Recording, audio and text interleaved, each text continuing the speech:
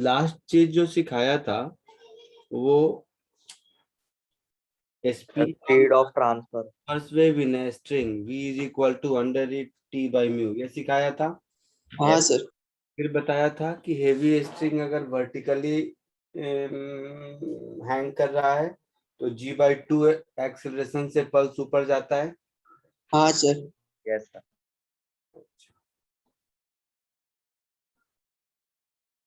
ठीक है, आज आगे बढ़ते हैं। उसके क्वेश्चन कराए थे क्या? हाँ सर, 2-3 का है। 2-3 कराए थे।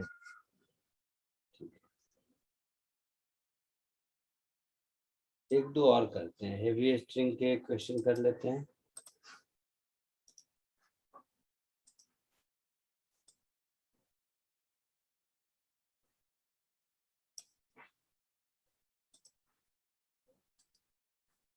एक ही क्वेश्चन करो, हेवी स्ट्रिंग वाला एक क्वेश्चन नहीं कराया था, केवल थ्योरी बोल के मैंने छोड़ दिया था ना।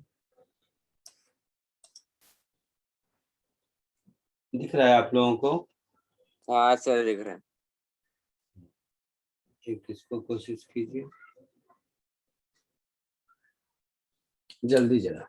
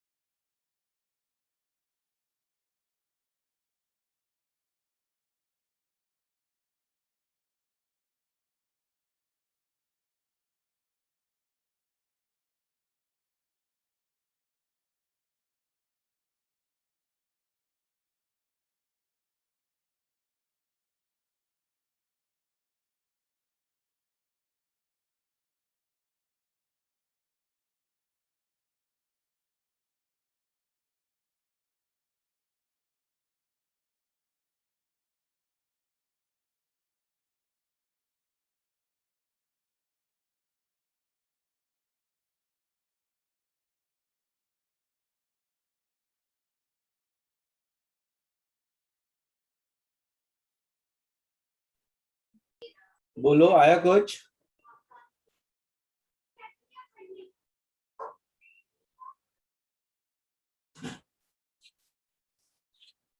सर फर्स्ट का 5 और सेकंड का 0.7 है।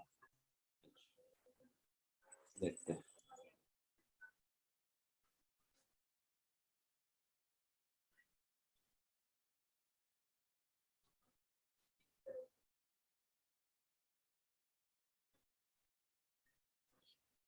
चलो देखो इधर, कॉमन सेंस से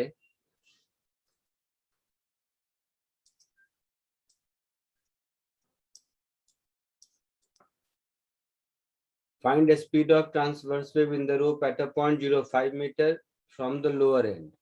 तो ये x की वैल्यू 0.5 मीटर है ना? हाँ सर। अच्छा, आवाज आ रही है? Yes sir. आ रही है सर। हैंग हो गया था। x की वैल्यू 0.5 मीटर है, तो यहाँ पर इस पोजीशन पर टेंशन इन द स्ट्रिंग क्या होगा? Mass per unit length into x into g. Yes sir. तो जो स्पीड पूछा है वो होगा √T/μ, है ना? हाँ सर। तो T/μ करोगे तो √G इंटू एक्स। तो G की वैल्यू 10, x की वैल्यू 0.5,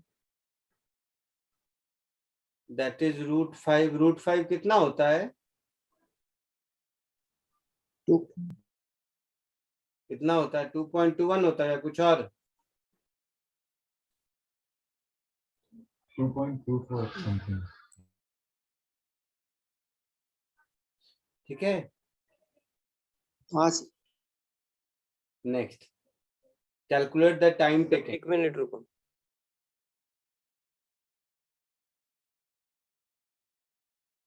सो इसमें स्पीड एट बॉटम 0 होगा। Yes sir. तो स्पीड एट बॉटम 0 होगा। एक्सेलरेशन देखा था थ्योरी में पिछली बार, g/2 अपवर्ड होगा। तो L is equal to half into g/2 into t² होगा हाँ ऐसा? सर। तो t की वैल्यू हो गई 4L/g का अंडर रूट। हाँ सर।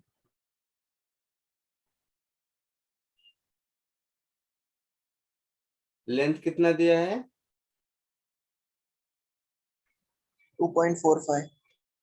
2.45 अपॉन g 10 कर लो। तो 2.45 इंटू 4 कितना होगा?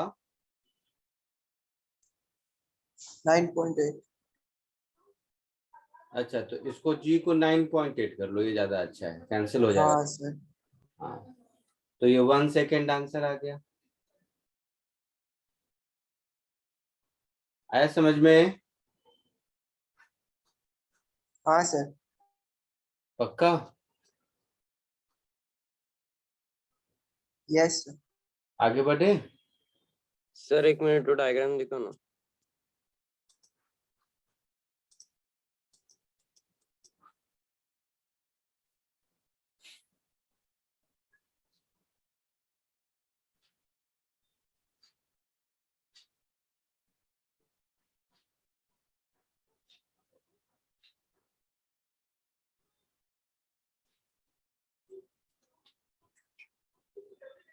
हो गया?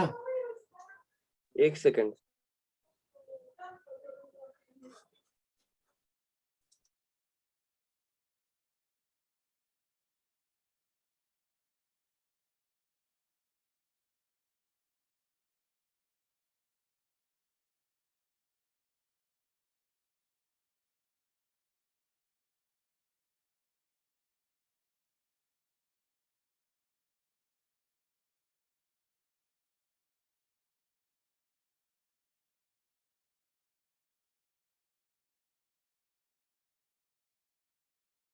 Done sir. हो गया? हाँ सर। नेक्स्ट एनर्जी कैलकुलेशन देखते हैं वेव में।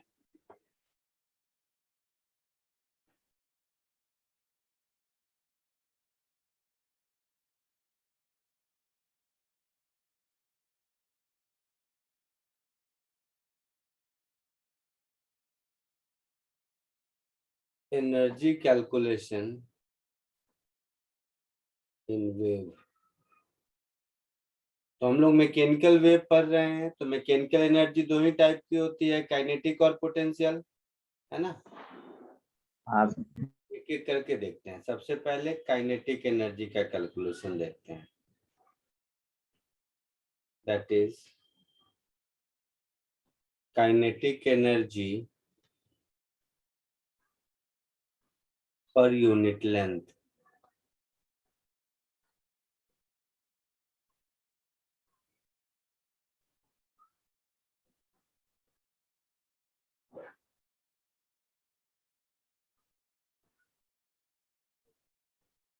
देखो काइनेटिक एनर्जी क्या होता है, हाफ mv², यही होता है ना। हाँ सर। तो काइनेटिक एनर्जी पर यूनिट लेंथ ये हो जाएगा half into mass upon length into particle velocity का स्क्वायर, यही होगा। हाँ sir. So half into mu into VP square, ऐसा होगा। हाँ सर। अब वीपी को देखो, तो कोई भी स्टैंडर्ड वेव के इक्वेशन से शुरू करो, फर्क नहीं पड़ता है, साइन कॉस फाई जो मन करे ले लो। तो वेव का इक्वेशन मान लो मैंने लिया A sine omega T minus के एक्स वाला ले लिया। तो पार्टिकल वेलोसिटी मतलब dy बाई डी टी, तो ये हो गया A omega cos of omega T minus के एक्स, ऐसा हुआ। Yes sir. हाँ सर। तो पार्टिकल वेलोसिटी यहाँ पर तुम अगर लिख दोगे तो ये कुछ ऐसा हो जाएगा, और ये काइनेटिक एनर्जी पर यूनिट लेंथ है, तो मैं इसको ऐसे लिख देता हूँ डी के अपॉन डी एक्स, लिख सकते हैं ऐसा। और ये हो जाएगा A square omega square cos square omega T minus के एक्स, कुछ नहीं, वीपी की वैल्यू यहां से उठा के यहां सब्स्टिट्यूट किया, होगा। Yes sir. So d k is equal to half mu, integration पढ़ चुके हो तुम लोग? सर मालूम है बेसिक तो। नहीं बेसिक नहीं, मैथ्स में पढ़े हो या नहीं ये बताओ, बेसिक में। सर इंडेफिनाइट चालू है अभी, एक थोड़ा ही पढ़ा है, पूरा नहीं पढ़ा अभी। इंडेफिनिट चालू है, हाँ सर। ठीक है। 4-5 लेक्चर हो गए।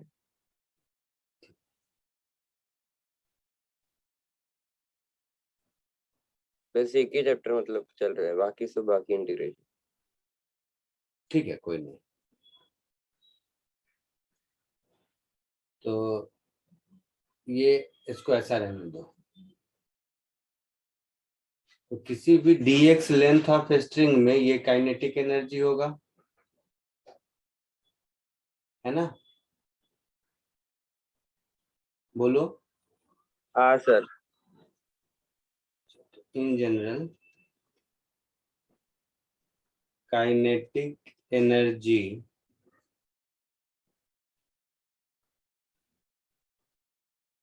associated with dx length of a string, ठीक है। अब देखो इसको अगर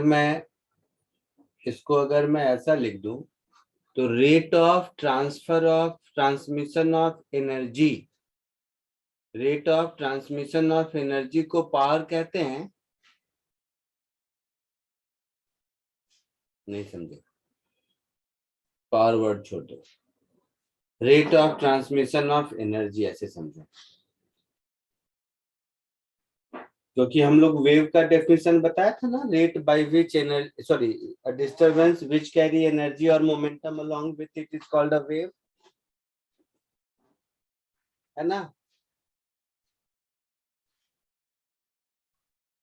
बोलो। हाँ तो rate of transmission of energy अगर देखेंगे तो ये क्या हो जाएगा, d k by d t. तो d k by d t करेंगे तो हाफ म्यू ए square omega square cos square omega T minus के x into d x by d T, ऐसा लिखेंगे। हाँ dx by dt is nothing but wave speed. Yes तो dk by dt मेरा हो गया हाफ म्यू ए square omega square wave speed का square into cos square omega T minus के x. ठीक है। अब जब हम Yes. एक वेव पल्स बोलेंगे, जब हम एक वेव पल्स बोलेंगे मतलब एक लैम्डा पूरा, समझे मेरी बात? हाँ सर है ना। मैंने इसलिए कहा डेफिनेट इंटीग्रेशन पढ़े हो या नहीं, क्योंकि कॉस स्क्वायर थीटा हो या साइन स्क्वायर थीटा हो, एक इंटरवल में उसके इंटीग्रेशन का वैल्यू 1/2 होता है। सर एक इंटरवल में जैसे इंटरवल का मतलब साइन थीटा और कॉस थीटा पीरियोडिक फंक्शन है ना, तो उसका पीरियड हाँ। 2 होता है। हाँ सर। तो 0 से 2 में अगर साइन स्क्वायर थीटा या कॉस स्क्वायर थीटा को इंटीग्रेट करोगे दोनों में से किसी को, तो एवरेज वैल्यू 1/2 आएगी, 1/2 आएगी सर। आई बात समझ में?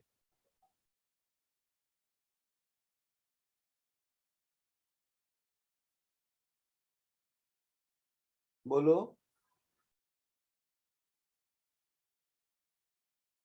तो इंटीग्रेशन ओवर वन वेवलेंथ, देखो सो इसको हम लोग ऐसा बोल सकते हैं D k by d T का एवरेज वैल्यू। एवरेज वैल्यू मतलब एक, जैसे एक वेव पल्स बोलते हैं, रुकिए समझिए आप, ये एक वेव पल्स हुआ है ना, ये पूरा एक वेव पल्स हुआ। हाँ सर। हाँ सर। तो ये डिस्टेंस लैम्डा होगा, यस। है ना। तो एक पूरे वेव पल्स में कितनी एनर्जी होगी, इसके लिए अगर मुझे करना है, ऐसे समझो इधर से, तो इसको 0 से x इज इक्वल टू 0 से लैम्डा तक इंटीग्रेट करेंगे। हाँ सर। अच्छा, तो कॉस स्क्वायर समथिंग dx, ये आई मीन एक पीरियड, ये इक्विवेलेंट हुआ कॉस स्क्वायर थीटा का integral from 0 to pi, 0 to 2 पाई। भाई सर वो मेरे नहीं समझा। ये 0 और ये 2 पाई, ये समझ आया? इक्वेशन को छोड़ दो, ये 0 और 2 पाई समझ आया? Yes sir. हाँ सर। साइन के केस में,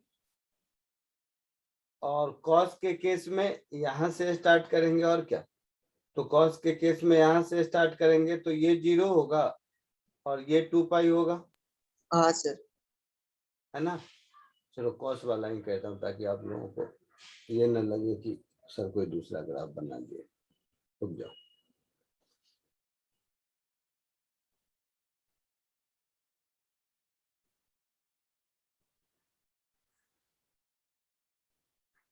चलो कॉस के ग्राफ में ये 0 और ये 2 पाई होगा। हाँ सर। कॉस स्क्वायर के ग्राफ में ये वाला पोर्शन ऊपर चला जाएगा। हाँ सर।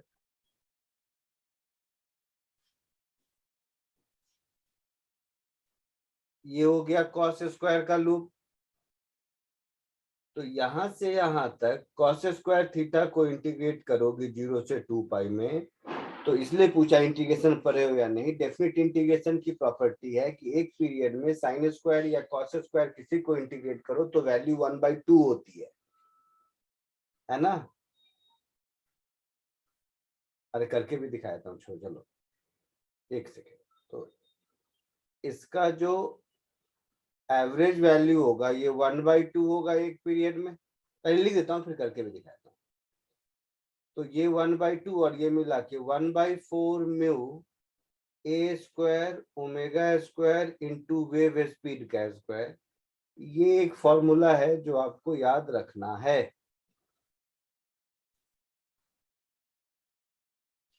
ठीक है, तो इसको कॉपी कर लो, फिर कॉस स्क्वायर थीटा या साइन स्क्वायर थीटा दोनों में से किसी एक का इंटीग्रेशन 0 से 2 पाई में 1/2 होता है। ये मैं प्रूव करके दिखा देता हूँ, पहले इसको कॉपी कर लीजिए।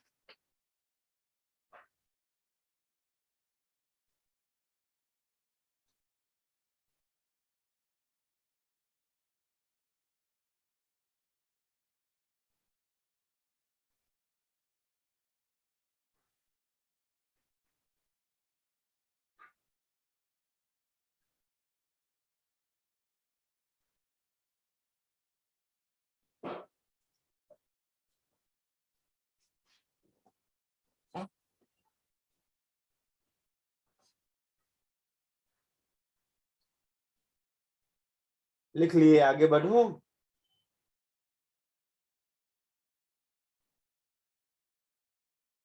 बोलो।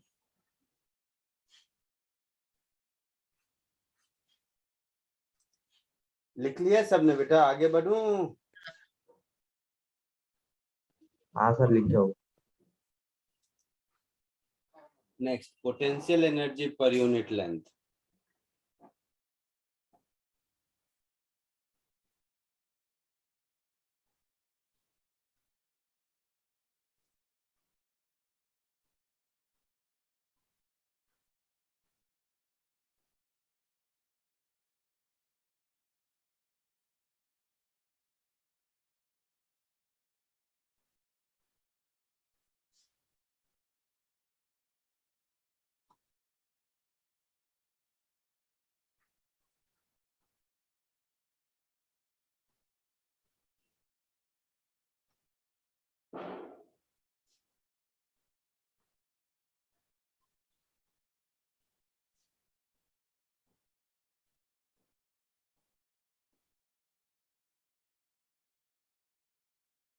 ठीक है, जरा समझना इस कॉन्सेप्ट को, इसमें थोड़ा सा आपको दिक्कत लग सकता है। सब लोग देखो, ध्यान से देखो। सपोज ये सर आपने कोई, प्रूफ किया? क्या? सर आप करने रहते ना 0 to 2 पाई में। ओ सॉरी, अभी कर देता हूँ, 2 मिनट का काम है, कोई काम ही नहीं है। देखो इतना दूर काफी है। कुछ भी साइन लूं, कॉस लूं, जो बोलो, कॉस ले लूं, कॉस ही है तो तुम्हें लगेगा, चलो हाँ कॉस सर। स्क्वायर, अंदर में कुछ भी हो, D theta, cos square theta D theta from 0 to 2 पाई। ये अगर करोगे तो 2 से मल्टीप्लाई कर दो ऊपर नीचे। 2 कॉस स्क्वायर थीटा को मैं क्या लिख सकता हूँ? cos 2 theta minus 1। Very good, cos 2 theta minus 1, 0 से 2 पाई। ये एवरेज वैल्यू है, एवरेज मतलब 0 से 2 पाई होल डिवाइडेड बाई 2 पाई। अभी तो केवल इसकी वैल्यू बता रहा हूँ, तो 1/2। इसको इंटीग्रेट करोगे तो साइन 2 थीटा बाई 2 हाँ sir. Minus theta 0 to 2 pi, so yes. 1/2। ये तो 0 हो जाएगा, हाँ सर। साइन 0 भी 0, साइन 4 पाई भी 0। हाँ पक्का? और ये 2 पाई हो जाएगा। हाँ तो देखो, तो ये तो इसकी वैल्यू हो गई, और इसका एवरेज वैल्यू मतलब अपॉन 2 पाई। ये इंटरवल क्या है? इंटरवल 0 से 2 पाई है, तो हम 0 से 2 पाई का एवरेज ढूंढ रहे हैं, मतलब अपॉन 2 पाई। तो ये 1/2 हो गया। हाँ। आया समझ में? तो जब यस। जब डेफिनेट इंटीग्रेशन पढ़ लोगे ना, तो उसमें एक स्टैंडर्ड रिजल्ट है कि whether it is sine square theta और cos square theta. Periodic function तो पढ़े हो ना तुम लोग? कौन सा फंक्शन? पीरियोडिक फंक्शन, हाँ सर। साइन थीटा का पीरियड 2 पाई होता है, कॉस थीटा का 2 पाई होता है, ऐसा। तो साइन स्क्वायर थीटा और कॉस स्क्वायर थीटा का इंटीग्रल किसी किसी भी एक पीरियड में, है ना, उसका एवरेज वैल्यू हमेशा 1/2 होता है। तो ये एक स्टैंडर्ड रिजल्ट है जो याद रहेगा, इसलिए मैंने सीधा लिखा। अगर डेफिनेट रीजन पढ़े होते तो कहते हैं हाँ सर इसका एवरेज 1/2 होगा। ठीक है, अब देखो पोटेंशियल एनर्जी पर यूनिट लेंथ, ध्यान से समझना सर। इस पोजीशन को मान लो x कहते हैं, और इस पोजीशन को हम x प्लस dx कहते हैं। तो इस dx बहुत छोटा लेंथ है, आपको समझाने के लिए मैं बड़ा कर रहा हूं। इस dx लेंथ ऑफ स्ट्रिंग में कोई डिस्टरबेंस आया, तो कोई डिस्टरबेंस आया तो ये dx लेंथ, ये स्ट्रिंग ऐसा हो जाएगा। साइन स्क्वायर वाला जो कर्व होगा वही है, बट बहुत छोटा लेंथ है, इसलिए मैंने स्ट्रेट लाइन बनाया। हाँ सर। हाँ सर। तो ये जो है ये dy है, ये जो है ये dx है, ये जो लेंथ होगा, ये लेंथ होगा under root dy square plus dx का स्क्वायर, ऐसा होगा। हाँ सर। कुछ स्मेल आ रहा है अगरबत्ती का मेरे घर में लगता है। तो यहाँ पर इस स्ट्रिंग, इस पोर्शन ऑफ स्ट्रिंग का लेंथ इंक्रीज हो गया कितना, तो under root dy square plus dx square minus dx, यही इंक्रीज होगा लेंथ ना, हाँ पक्का? बोलिए, यहां तक कोई डाउट? यस।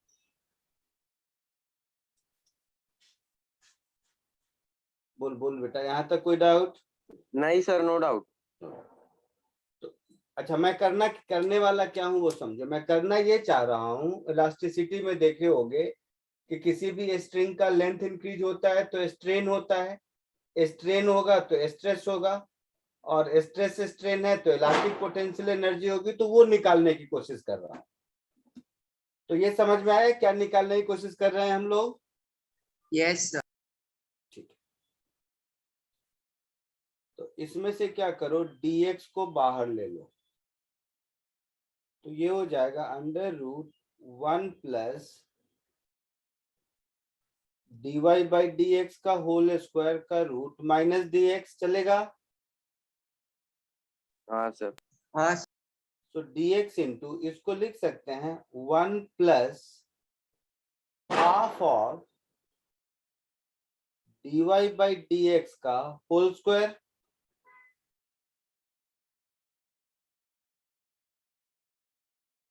समझा कैसे?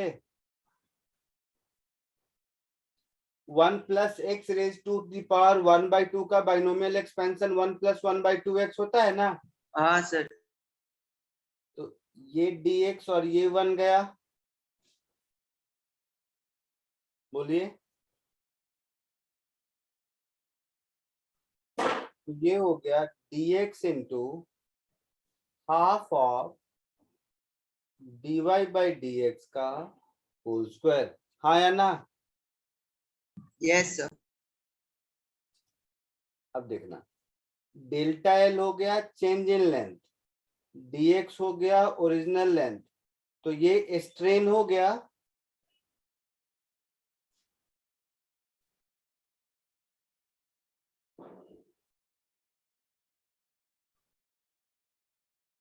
ये स्ट्रेन हो गया।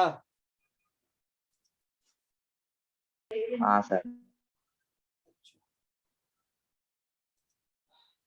अब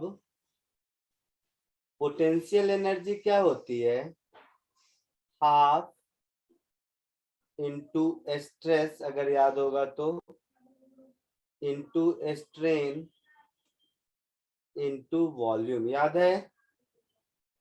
हाँ सर। स्ट्रेन को हम लिख सकते हैं, stress upon strain is y, नहीं समझे?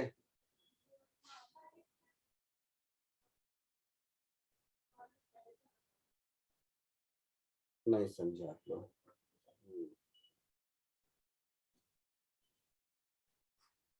नहीं समझे तो क्या करूं?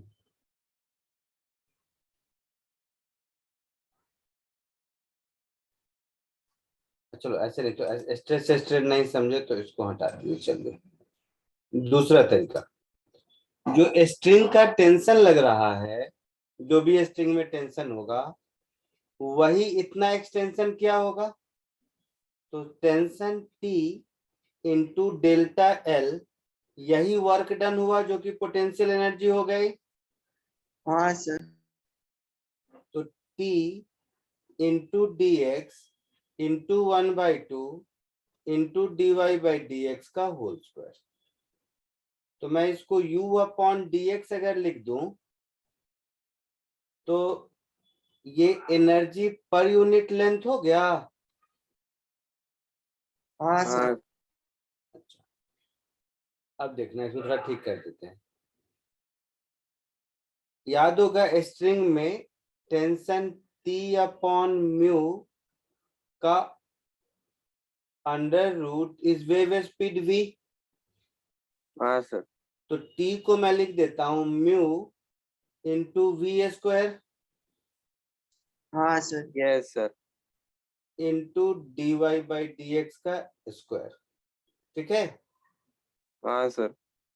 सो हाफ इंटू म्यू। अब ध्यान से देखोगे तो wave speed into dy by dx nothing but particle speed, last class में देखा था।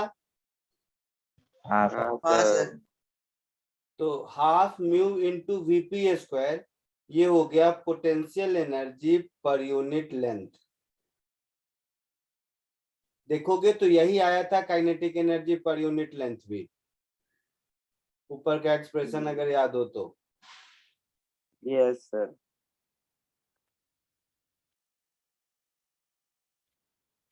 तो इसमें भी ये एक्सप्रेशन यहां तक सेम आ गया, देखिएगा तो half mu into VP square, ये एक्सप्रेशन यहां तक सेम आया ना। हाँ सर उसमें। तो यहाँ के बाद सब कुछ सेम होगा, सारा मैथमेटिक्स। यस। तो यहां से लेकर यहां तक में आप लोग देखना, चेंजेस करूंगा थोड़ा सा, क्या हो जाएगा जैसे ही ये हो गया तो अब हम इसको ऐसा लिख सकते हैं। रुकिए इसमें चेंजेस करता हूँ। के की जगह पोटेंशियल एनर्जी यू हो जाएगा, है ना। यहाँ पर काइनेटिक की जगह पोटेंशियल हो जाएगा,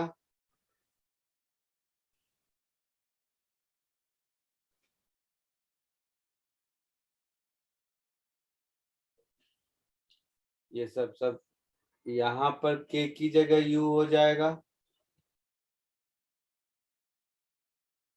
यहाँ पर के की जगह यू हो जाएगा, है ना। हाँ सर।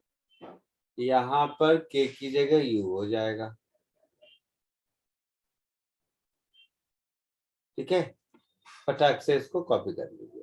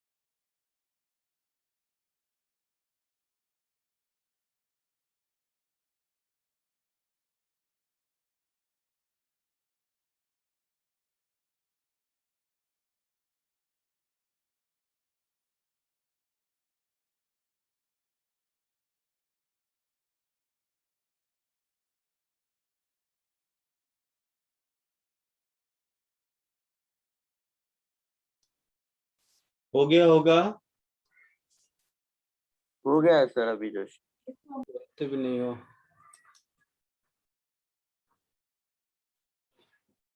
तो देखो अब यहीं पर फटाफट एक दो चीजें देख लो।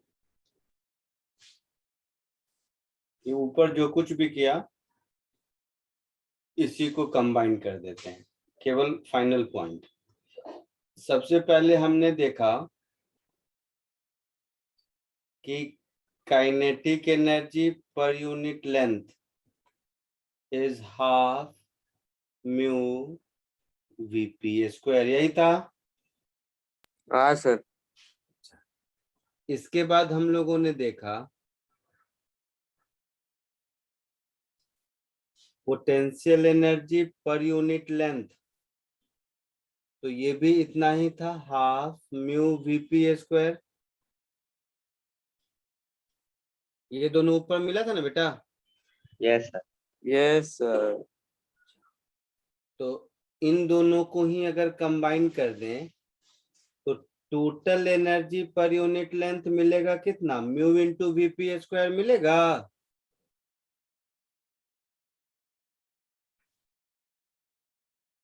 बोलिए। हाँ सर। हाँ सर। यह है काइनेटिक एनर्जी पर यूनिट लेंथ।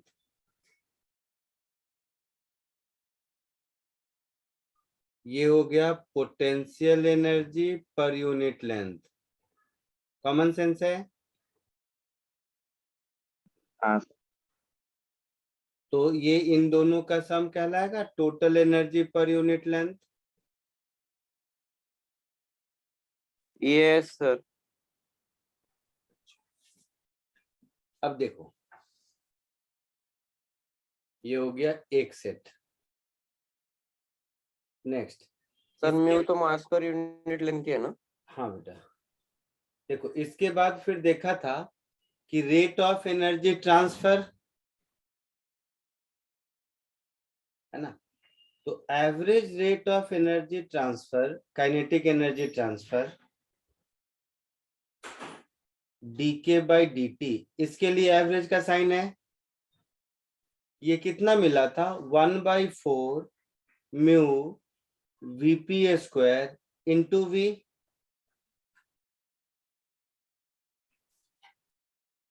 अच्छा, वीपी का मैक्सिमम ए ओमेगा है, तो चलो आप नहीं समझे तो मैं इसको ऐसे कर देता हूँ। सही, ये भी सही है, गलत नहीं है, ठीक कर देता हूँ। 1/4 of mu A square omega square V, यही मिला था। हाँ सर। हाँ सर। उसी तरह average rate of potential energy transfer ये मिला था 1/4 म्यू ए स्क्वायर ओमेगा स्क्वायर वी। तो इन दोनों को कंबाइन कर देंगे तो average rate of energy transfer ये हो जाएगा हाफ म्यू ए square omega square V. V wave speed है यस सर। है ना।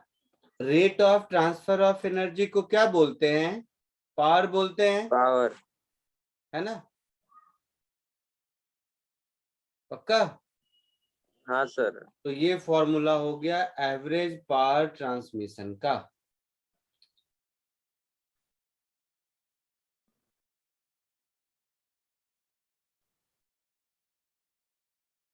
एवरेज पावर ट्रांसमिशन, ये याद रखना है।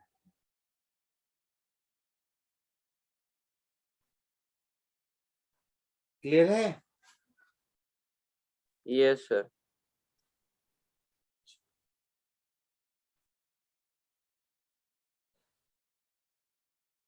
पावर ट्रांसमिट यूनिट एरिया, इसको इंटेंसिटी कहते हैं। हाँ सर। तो क्या कभी sir? Intensity, rate of energy transfer is power, और rate of energy transfer per unit area, I mean energy transfer per unit time per unit area is intensity.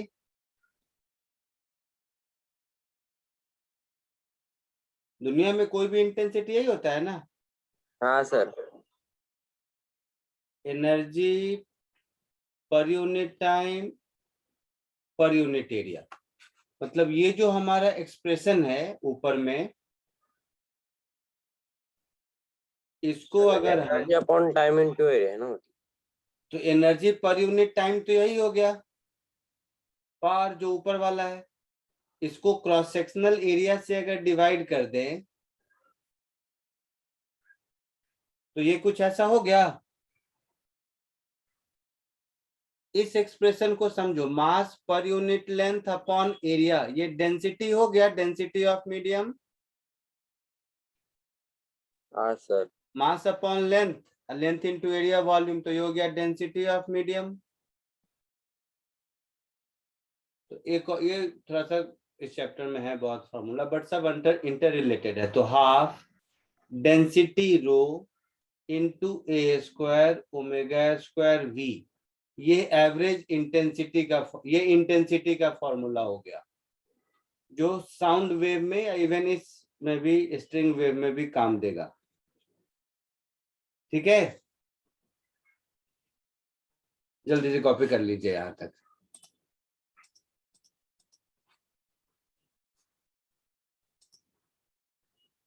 यहां से बचा है ना, हाँ सर। जल्दी कॉपी कर लीजिए।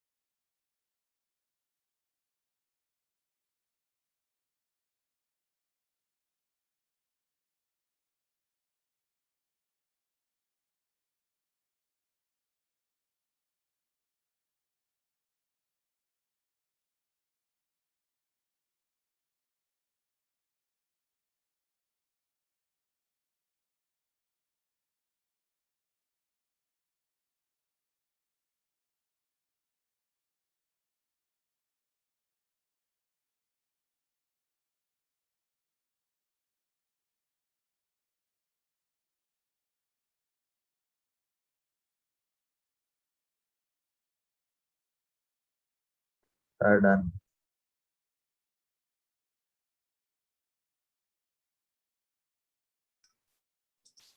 आगे बढ़े। हाँ सर। हाँ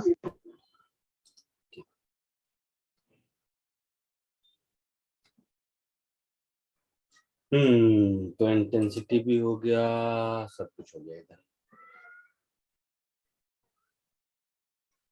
about super position of waves, ठीक है।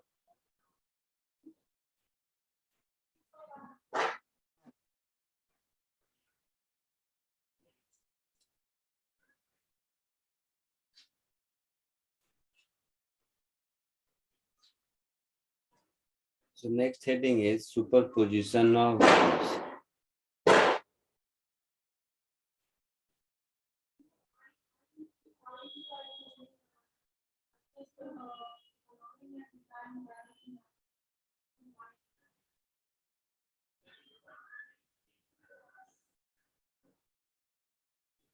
है ना। तो जब भी कभी एक ही मीडियम में एक से ज्यादा वेव सुपरपोज करते हैं तो कुछ भी हो सकता है, किसी तरह का नॉइज क्रिएट हो सकता है। हर सर। नॉइज मीनिंगफुल हो कोई जरूरी नहीं है। तो कुछ सर्टेन फेनोमेना या पैटर्न होते हैं जो मीनिंगफुल होते हैं, उसको हम लोग पढ़ेंगे। Otherwise any kind of superposition को हम लोग सुपरपोजिशन ही कहेंगे। जैसे एक ही मीडियम में मान लो बहुत सारे वेव एक साथ मिल गए, तो ये सब तो मीडियम पार्टिकल के वाइब्रेशन ही है ना। तो एक ही मीडियम पार्टिकल पर बहुत सारा वाइब्रेशन होगा, तो इन सब का जो भी सम होगा, ये वेक्टर सम होने के बाद जो y बनेगा यही रिजल्टेंट वेव है।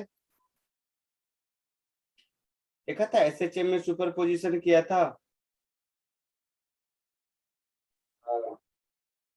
तो ये हो गया रिजल्टेंट वेव आफ्टर सुपरपोजिशन। तो जैसा मैंने कहा कि डिफरेंट सुपरपोजिशन से बहुत कुछ मिल सकता है, लेकिन जो सुपरपोजिशन जिसमें कोई पैटर्न है, कुछ काम का है, वो सारे सुपरपोजिशन हम लोग देखेंगे एक एक करके, ठीक है। तो उसमें से एक फिनोमेना कहलाता है इंटरफेरेंस, दूसरे को कहते हैं स्टैंडिंग वेव, तीसरे को कहते हैं बिट्स, और चौथा लिसाजस फिगर, वो अपने को पढ़ने की जरूरत नहीं है। थोड़ा सा अगर याद होगा तो दो परपेंडिकुलर डायरेक्शन के एसएचएम को सुपरपोज करके लिसाजस फिगर दिखाया था ना, है ना। याद है सुपरपोजिशन ऑफ वेव में? चलो उसकी जरूरत वैसे भी नहीं है। तो इंटरफेरेंस हो गया सुपरपोजिशन का एक इवेंट, स्टैंडिंग वेव हो गया दूसरा इवेंट,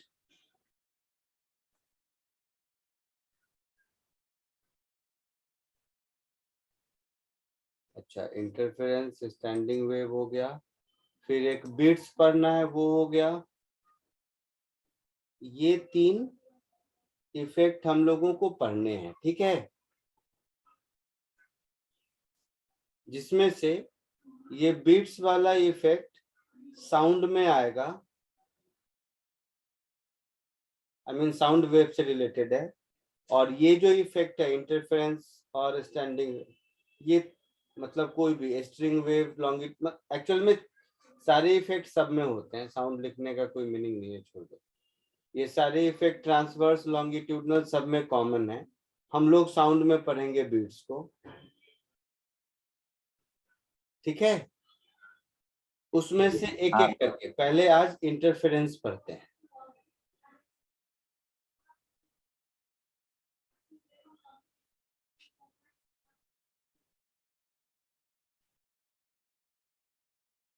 तो देखो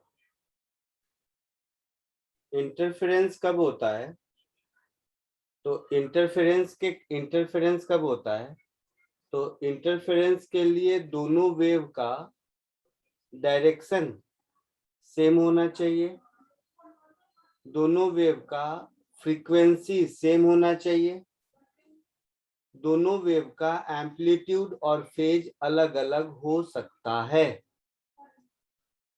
ठीक है, समझ आया इंटरफेरेंस फेनोमेना कब होगा?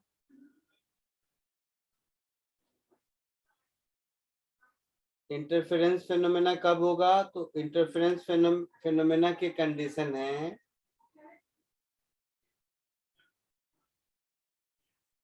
सेम फ्रीक्वेंसी सेम डायरेक्शन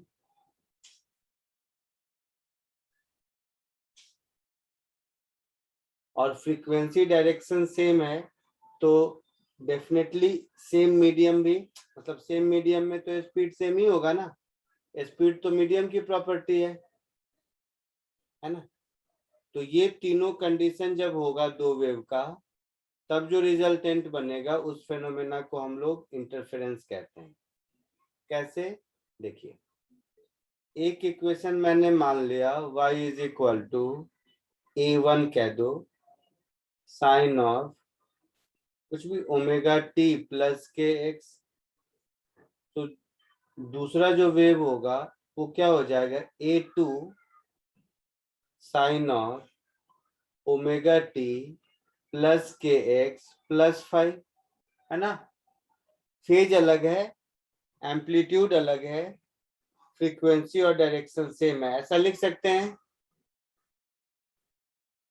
हाँ तो आफ्टर इंटरफेरेंस क्या हो जाएगा? तो आफ्टर इंटरफेरेंस जो इक्वेशन बनेगा y इज इक्वल टू वो a1 sine of omega T plus के x plus a2 sine of omega T plus के एक्स प्लस 5। ये देख के कुछ याद आ रहा है? एसएचएम का लास्ट वाला, एसएचएम का लास्ट वाला क्लास, हाँ सर। सबसे लास्ट टॉपिक जहां पर किया था, यही हुआ ना ये? हाँ सर, म्यूचुअली फंड। केवल ओमेगा टी की जगह ओमेगा टी प्लस के एक्स है, rest of the thing same है। हाँ सर। पक्का? Yes sir. तो अगर पक्का है तो देखना, मैं एक ही बार में रिलेशन लिख देता हूँ, देखो समझ आया या नहीं। आ जाएगा वैसे। तो इन दोनों को ऐड करोगे तो तुम्हें जो मिलेगा वो देखो क्या मिलेगा, a1 प्लस a2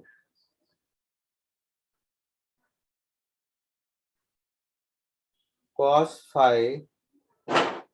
यार रुको, मैं एक ही बार ऐसा कर देता हूँ। ये जो रिजल्टेंट होगा ये कुछ ऐसा हो जाएगा, a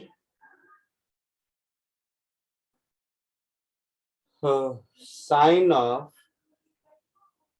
ओमेगा टी प्लस के x plus theta, where a is under root a1 square plus a2 square plus 2a1 a2 cos 5। याद आया? वेक्टर सम के जैसा रिजल्ट आया था।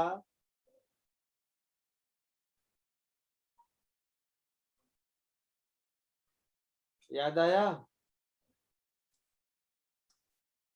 हाँ सर।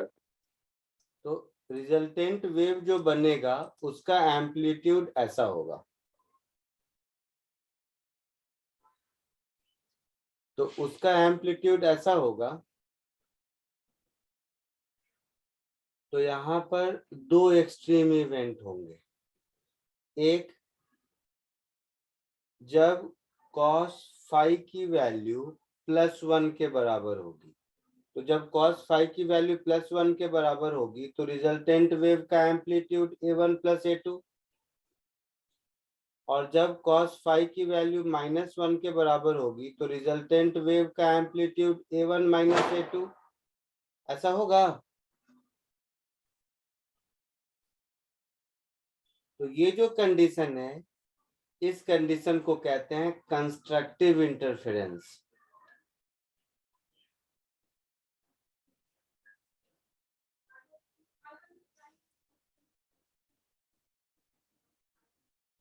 और इसको कहते हैं डिस्ट्रक्टिव इंटरफेरेंस।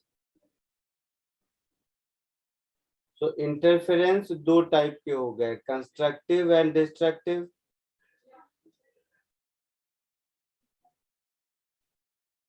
हो गए।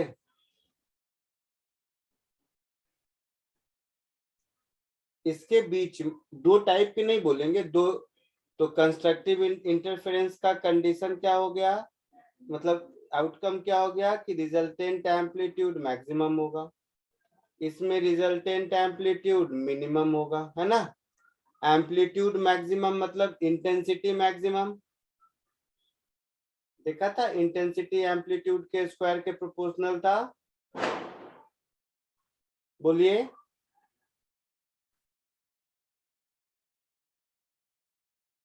तो इसमें इंटेंसिटी मिनिमम। कंडीशन क्या हो गया, ऐसा कब होगा जब phase differences even multiple of pi, तभी तो कॉस की वैल्यू +1 होगी। और इसमें phase differences odd multiple of pi होगा। तो जब दो वेव जिनका फ्रीक्वेंसी सेम है, सेम डायरेक्शन में एक दूसरे पर सुपरपोज करते हैं, तो उस फेनोमेना को हम लोग इंटरफेरेंस कहते हैं। इंटरफेरेंस का जो एक्सट्रीम इवेंट है, उसमें जो पॉजिटिव एक्सट्रीम है उसको कंस्ट्रक्टिव इंटरफेरेंस कहते हैं, जो नेगेटिव एक्सट्रीम है उसको डिस्ट्रक्टिव इंटरफेरेंस कहते हैं। कंस्ट्रक्टिव इंटरफेरेंस के लिए phase difference should be even multiple of pi, destructive interference के लिए phase difference should be odd multiple of pi. Constructive interference में एम्पलीट्यूड और intensity of resultant wave maximum होती है, इसमें एम्पलीट्यूड और इंटेंसिटी मिनिमम होती है। क्लियर? हाँ सर। अच्छा, पहले यहाँ तक कॉपी कर लो, फिर फेज डिफरेंस और पाथ डिफरेंस समझते हैं। पहले यहाँ तक कॉपी कर लीजिए सुपरपोजिशन से।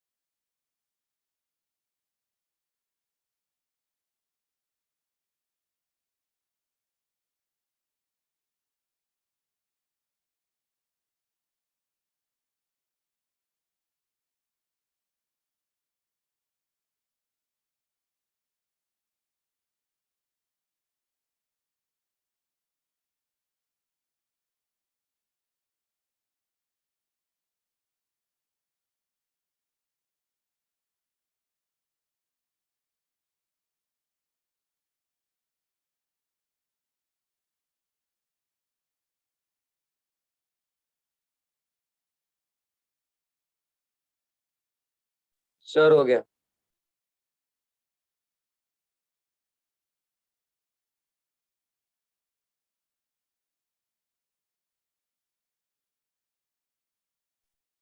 हो गया। यस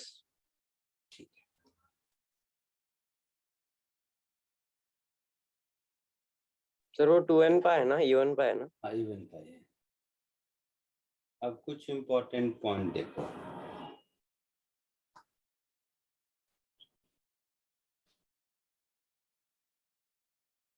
रिलेशन बिटवीन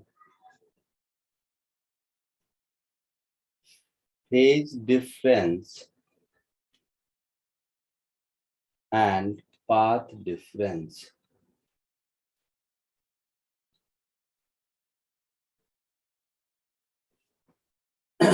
ऐसे समझो।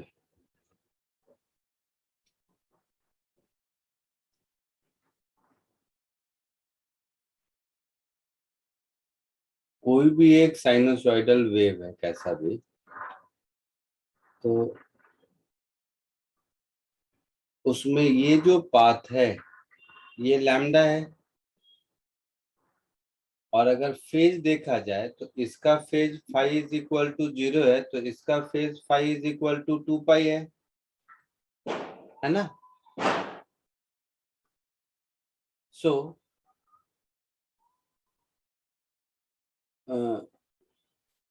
ऐसे ले बोल सकते हैं, path difference lambda is equivalent to phase difference 2 pi। यही मतलब हुआ ना।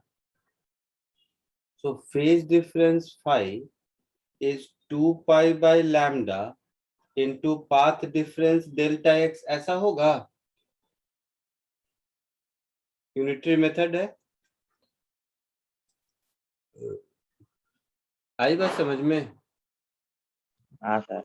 अच्छा, तो कंस्ट्रक्टिव डिस्ट्रक्टिव इंटरफेरेंस को अगर इस पाथ डिफरेंस के पॉइंट, फेज डिफरेंस और पाथ डिफरेंस के पॉइंट ऑफ व्यू से देखोगे, तो ऐसा भी कह सकते हो कि path difference should be n lambda for constructive interference, बोल सकते हैं ना। and path difference should be odd multiple of lambda by 2 for destructive interference, बोल सकते हैं ऐसा,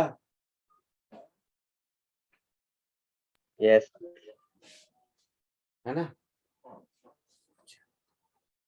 दूसरा,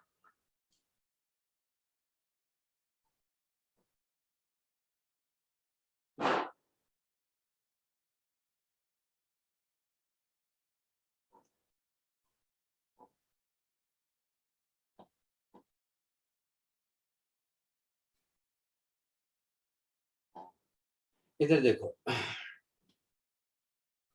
क्या बोल रहा था भूल गया। हाँ ये बता, सी और डी एक बार फिर से बताओ ना क्या। क्या constructive interference and destructive interference.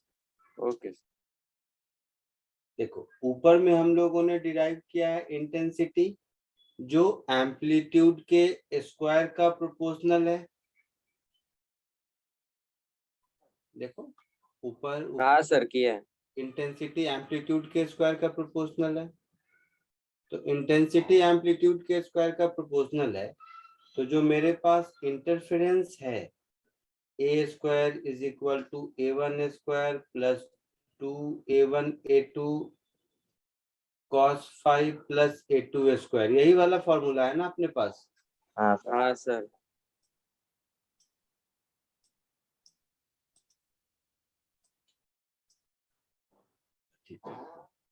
A1 square plus A2 square plus 2A1A2 cos 5।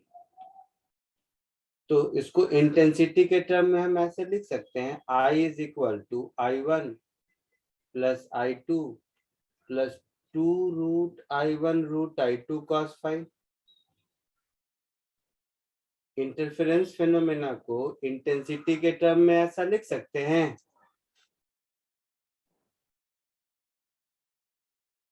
बोलो।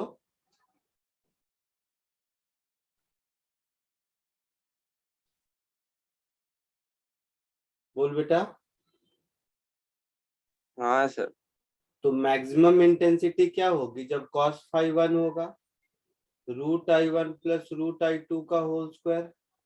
कंस्ट्रक्टिव इंटरफेरेंस होगा तो मैक्सिमम इंटेंसिटी होगी। और मिनिमम इंटेंसिटी क्या होगी? √I1 माइनस √I2 का होल स्क्वायर। डिस्ट्रक्टिव इंटरफेरेंस में होगा ऐसा।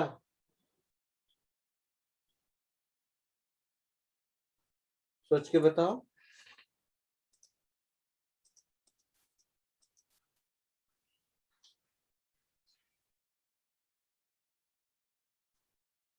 बोलो जल्दी, इसको कॉपी कर लो।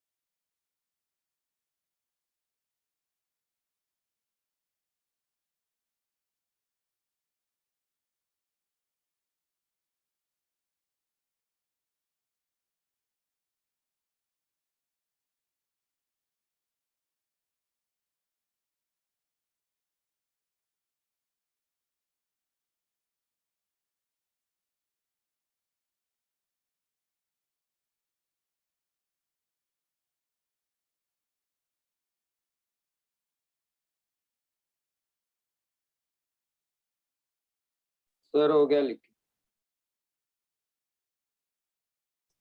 हो गया। एक छोटा सा क्वेश्चन ये सॉल्व करो, सिंपल है, होना चाहिए।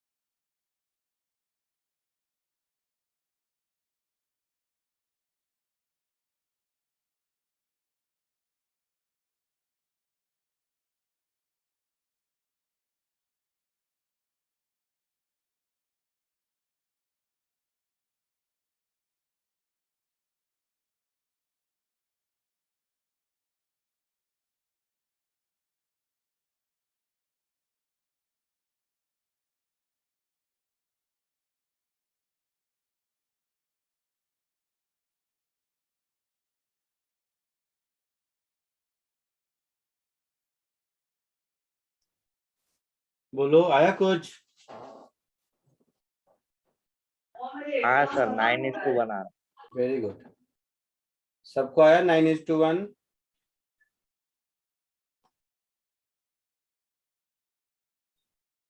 सिंपल है एकदम। हाँ सर। Very good. आगे बढ़े। यस।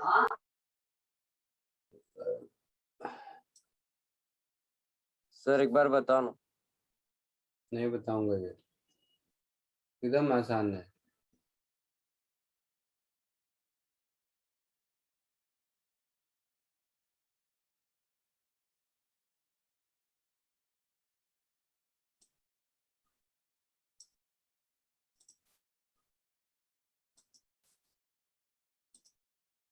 कुछ और क्वेश्चन? हार्डली किसी में पेन चलाने की जरूरत होगी। अभी जो दे रहा हूँ 4-5 क्वेश्चन, वो हार्डली किसी में पेन चलाने की जरूरत होगी। फटाफट करते चलो।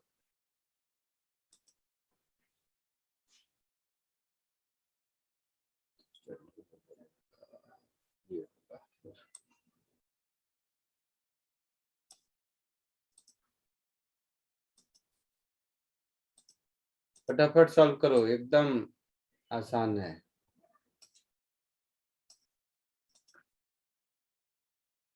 तो 9:1 नहीं आया, बताना है। सर बताओ ना एक बार प्लीज। ठीक है, बताता हूँ। ये 2 और 3 एकदम इजी है, ये खुद से करो, मैं नहीं बताऊंगा। हाँ सर 2 और 3। 1 में क्या है ना, एक दूसरे का 4:1 है ना, तो ऐसे समझो ओरली। ब्लैक पेन से I1 अपॉन I2 4 हो गया, हो गया। यस। I मैक्सिमम क्या होगा? √I1 प्लस √I2 का होल स्क्वायर। और I हाँ सर। मिनिमम क्या हो गया? √I1 माइनस √I2 का होल स्क्वायर। तो इसी का तो रेशियो पूछा है। तो I2 को 1 ले लोगे तो I1 4 हो जाएगा। रेशियो ही तो है, डिवाइड कर दो तो दिख रहा है 9:1। 3/1 का होल स्क्वायर हो गया।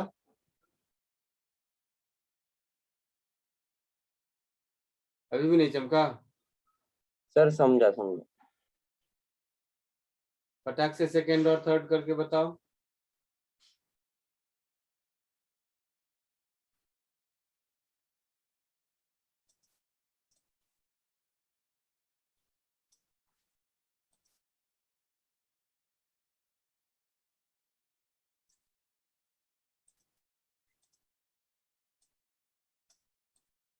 और ये 4th भी थोड़ा थोड़ा जगह छोड़ देता हूँ।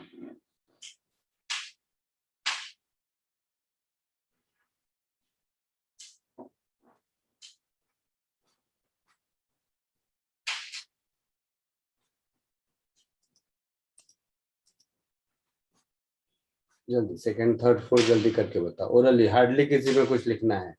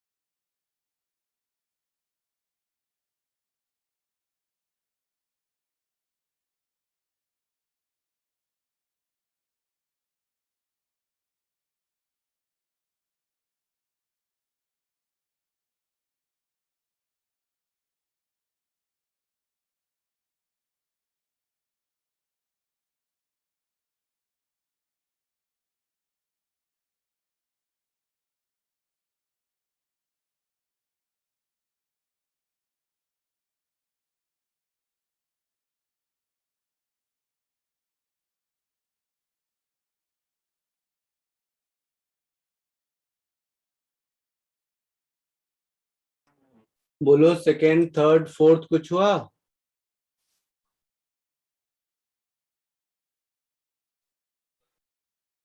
फेज डिफरेंस बिटवीन देम पूछ रहा है ना बेटा, सेकेंड में बोलो।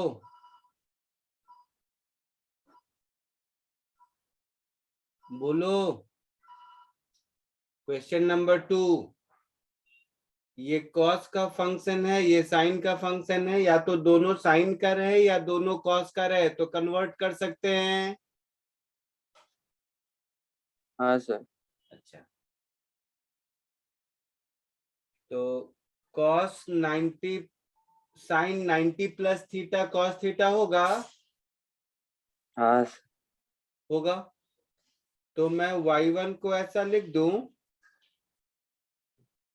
a1 sine of omega T minus के एक्स प्लस 90 डिग्री। तो यही बात है।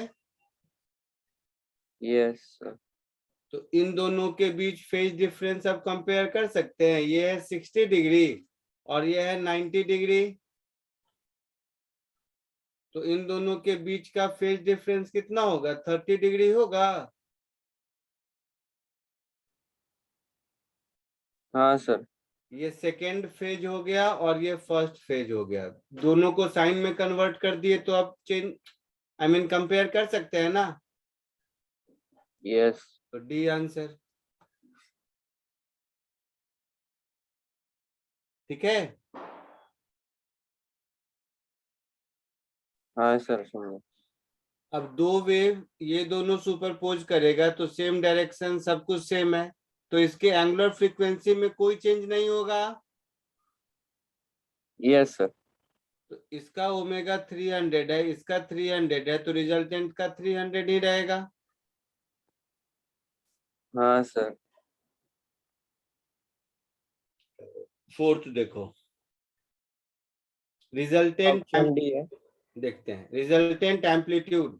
तो इन दोनों के बीच फेज डिफरेंस 5/2 दिख रहा है। हाँ। तो रिजल्टेंट एम्पलीट्यूड क्या हो जाएगा? Under root A square plus A square plus 2 into A into cos cos 5/2। Of -5/2, कोई फर्क नहीं पड़ता, यही रहेगा। हाँ तो ये हो गया 2a square 1 plus cos 5/2। Yes. तो देखो क्या है, सर वैसा ऑप्शन ही नहीं है। है ऑप्शन है। कॉस 2a क्या 1 प्लस कॉस 2a क्या होता है? अच्छा हाँ बराबर। 2 cos cos ए। 1 प्लस कॉस 2a 2 कॉस है, तो ये हो जाएगा 2 कॉस cos स्क्वायर है। 2 5/4। cos स्क्वायर है सर। 2 कॉस स्क्वायर 5/4 होगा। हाँ सर समझो। तो रूट के अंदर हो गया 4a square cos square 5/4, that is 2a cos of 5/4 answer. आया हाँ समझ सर में? समझा। चलो आज के लिए इतना ही, नेक्स्ट लेक्चर में मिलते हैं। Thank you sir. Bye sir. Bye.